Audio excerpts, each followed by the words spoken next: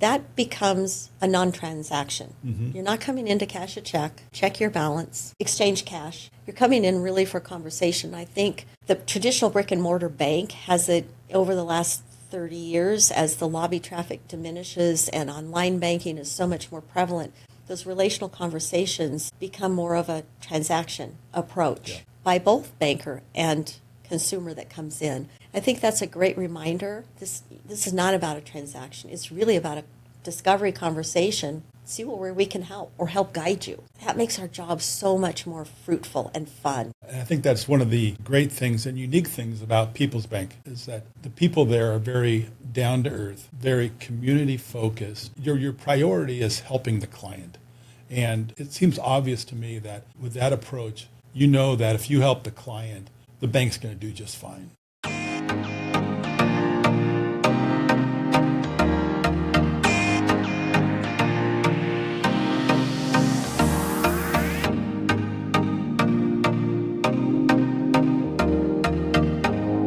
Hey, well, Victoria, we just got done with the Get Funded seminar. Thank you to you and the people at People's Bank for partnering with Anthem here to put that on. What was something that really stuck out to you today in the conversation that we had? You? No, seriously. Brian, this was such a great venue and group of people, but I really thank you for including us in the conversation with everybody. What I really gathered from you in particular is just the relaxed conversational aspect of a very, to me, what can be a really boring topic of CPA, numbers, banking. It's just, we're all people and we're relational, and I think that point got across. Yeah, I hope it maybe lowered the barrier for some of these folks to approach us, CFOs and bankers. We're not so intimidating. So hopefully it helped remove those barriers. That's what I'm hoping. I think afterwards, several people that came up to you and to myself as well expressed that. They were excited. We created some excitement. Multiple people said, I took so many notes. Thank you. You made me think differently. And that was part of our purpose of doing this. And then really helping people understand it's important to have the conversations earlier than later so that we can help navigate that path to success for everybody. Yeah, right. And I think it's important that we had the bankers, CFOs in the room, as well as CPAs in the audience, because I know we talked about it is a partnership. We have the client has to utilize all of their strategic advisors, get them in the same room so they make sure that everybody's on the same page and going the direction that the client wants to go. Exactly. It's not the way that the banker or the CPA, it's really what it's about the client. Years ago, Brian, when I got into banking, I remember going to multiple seminars, sales seminars, customer relations seminars, and what would always come up is always have 3 people, circle of influence within your realm, if you will. Nobody really explained, nor did we do role playing that everybody hates, as far as what does that look like and why. And many, many years later, I've evolved and had different work experiences that have awakened that. And I want to share that with everyone. I think that's one thing that we accomplished today is the why behind the relationship and the conversation, but also make sure that person's personality meshes with yours is really key. Since we just got done with a few minutes ago, were there any stories that have come to your mind since we were talking that you think would be very good to share here with folks? There's one in particular, well, maybe a couple, where business owners would call maybe the first of the month, and they have a building that they're trying to purchase, but they have to close in 30 days, and it's December 1st, and you have holidays and vacations and sick time, and you're thinking to yourself, 45 to 60 days is the norm. However, let's see what we can do to make it happen. And in both instances, one was a construction loan, the other one was an actual purchase. Both of those instances, jumping through a lot of hoops and asking for a lot of internal favors by underwriters and other department heads, we got it done. But boy, I'll tell you, those were a hairy 30 days because you had If you care about the people, you know you have the real estate agent, the buyer, the seller, the lender, and multiple other sources. And people don't remember, nor do they care. It takes time to get the appraisal done if you need an environmental, and then you find hiccups along the way. Those are things I think that could be expanded upon, maybe on a get funded 201. Yeah, that's great. A topic that came up today, didn't mean to, but it came up in questions about succession planning and how so many business owners are thinking about that. What, from your perspective, from the bank's perspective, what are some things that we can just maybe touch on for a minute or two there? Succession planning, in my experience, particularly in the last 10 years, doing commercial lending, but also working with businesses a lot on deposits, treasury management, other services, asking right up front, what kind of succession plan do you have? And you see that blank look on their face. I know I need to do that, just haven't done it. Do you have kids involved? And trying to find out, awaken that curiosity in them and let them know you really need to have that sooner than later. It's no different than us as an individual planning for retirement, even if you're not going to technically retire, planning for older age, planning for your own succession plan, if you will. Having a trust, have you met with anyone? There's so many people in their 80s that haven't done that. And this is not a criticism, life happens. So I think succession planning is a critical conversation, particularly with the aging baby boomers that are in their 60s now that have their family businesses or they've built their own business and they haven't considered that. What does that look like? Or am I just going to sell to the first person that comes to me? And that's not often what they want to do. My former dentist, all of a sudden the technology, the digital age came, and he's like, I don't want to do this kind of work anymore. But he didn't want to sell to a large company, and so he found someone locally, thank goodness, it was a generational dental family, and he bought it, and it's just wonderful. Those types of conversations, I think, are important for 30-year-olds to have. So how do we tap into that? A lot of different ways. Yeah.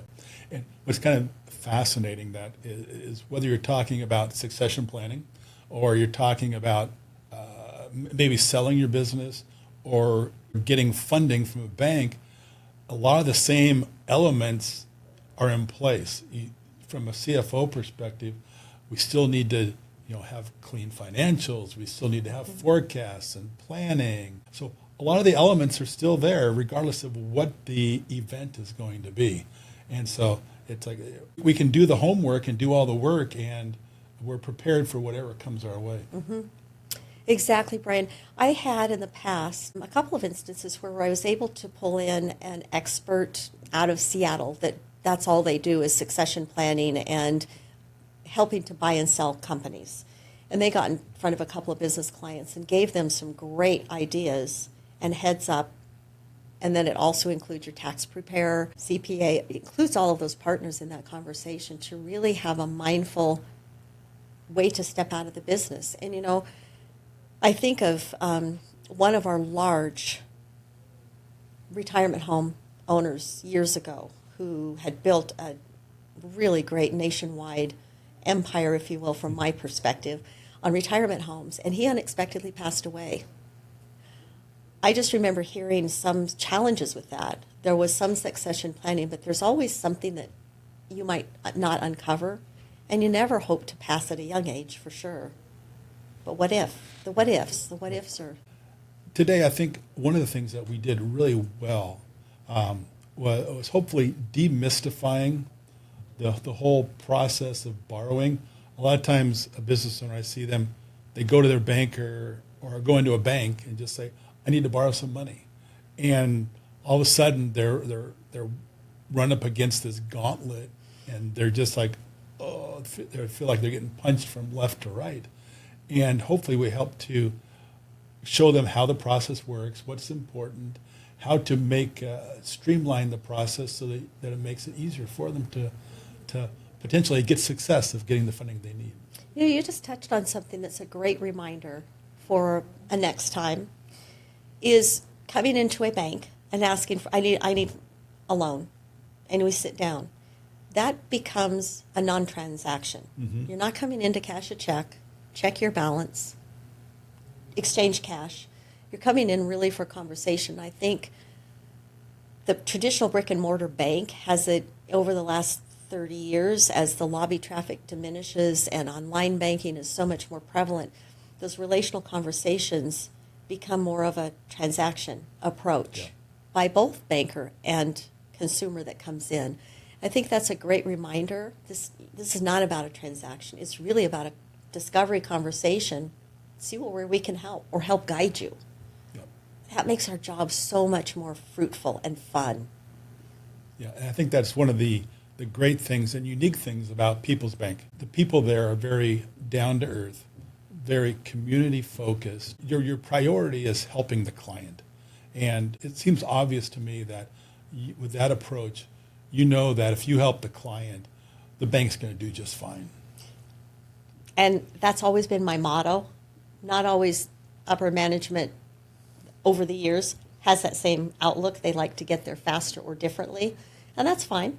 There's room for all of us. Mm-hmm. The other thing that I love about Anthem is I've learned more and more about what you do and how you go about do it, what your vision is. I had my own personal experience this year with your CPA department, if you will. Amazing. That is what I've been looking for years. And what I mean by that is the relationship, and also I was the one that asked, this is what I need from you. I need you to come at me and say, no, don't do this. Why did you do this? What are you thinking? Because it helps me then plan. Life is too busy. I can probably do it on my own. I just don't have the capacity. I need some input. Yep. And this is a great place for that. I am also really excited, Brian, as we continue to uncover with businesses the need for a CFO consultation to connect them with you, just for that conversation. I know somebody that might be able to help you really well. That's exciting because they struggle as well. Mm-hmm. They've got their day-to-day challenges just running their business. And we talked about this quite a bit. The business owners, especially entrepreneurs, they're focused and their passion is on their product, their business, their service, what they do and what they love to do. That the financial side, the administrative side is not their passion. A lot of them dread it, hate it. And to have people like bankers, CPAs, CFOs who can come help them and guide them and take that pain away from them and off their plate is just life-changing to me. Absolutely, Brian. And extending on that, it's not just about the lending component of it, because I work with a lot of businesses that don't need borrowing. So I'm focused on deposits and their treasury management services, their online banking, fraud protection, and how their cash, how can they move their cash? How can they become tighter on their accounts payable and receivable for efficiencies at a cost-effective level to then be able to deploy those employees in a different area, not to eliminate them, but they can deploy them differently. Maybe they become a revenue generator, maybe not. That's an exciting conversation for me to have, because just to understand how they're operating internally. Here's some ideas for you. One that comes to mind are the nonprofits. I remember years ago being asked to sit on a nonprofit board. Oh, good. What do you want me to do? Just take notes. You'll be the secretary. Okay. Had no idea. Nonprofits typically are started by a visionary. Mm-hmm. And the visionary often does not put a foundation in place, a business foundation. They have no mindset of operating as a business. We'll just do another golf tournament to fund this new idea. That goes only so far, and it's good if it's a small organization, but if they become larger, like many of ours locally have, they've got to have a business mindset. And so again, coming back to the relational conversation and the start of that, let us help you. When I work with the clients, what we have to recognize first is in large part, the bank drives the conversation. The bank drives what is needed. Mm-hmm. And so when I talk to a client, I make the bank the bad guy. It's like, well, this is what the bank needs. They want this. They need to see this. But at the same time, what they don't realize is through this process, they're going to end up so much further ahead than they were before, because we're going to give them visibility, clarity, identify challenges, identify opportunities, because we are making ourselves put these projections in place, put these forecasts, and make sure our financials are buttoned up and tight. Mm-hmm. So all this, it may be a bit of a painful process for businesses, but it's valuable, and they're gonna come out on the other end, hopefully with funding like they want, but their business is just going to be better prepared to function and operate successfully. Completely agreed. Great job, Brian. And thank you for letting us be a part of today.